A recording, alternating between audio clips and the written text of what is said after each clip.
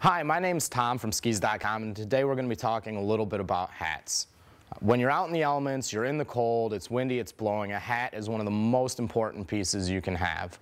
Most of your body heat's going to escape through your head, so we want to find a good, comfortable way to keep that in there, keep the body temperature up, and keep you happy in the cold.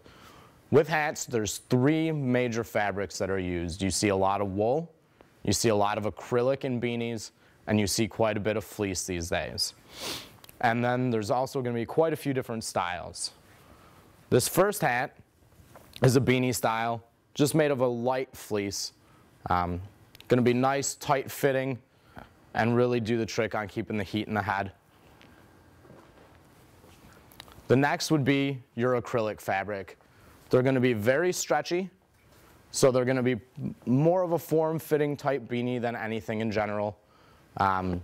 It's great, it's warm, it doesn't itch. Acrylic, however, does have a tendency to lose its stretch and elasticity over time. The more common and more traditional hat is going to be your standard wool hat, typically some type of cable knitting. There are wools out there now like merino that are going to be a little softer, less itchy on the head. So that not all hats that are wool you're going to see come lined. However, with the wools that are a little more itchy, you will find that they line them with fleece in and around the ears or even fully over the head for a little additional warmth. And this particular hat has the little visor on it.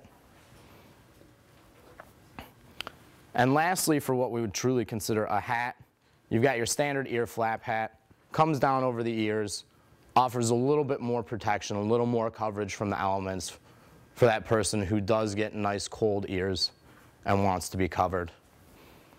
Lastly, with the influx of helmets and more people wearing helmets, balaclavas have really come into play.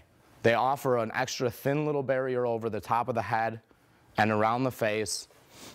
They can be worn under hats, or they work very great for a little extra neck and head protection for those of us that do wear helmets.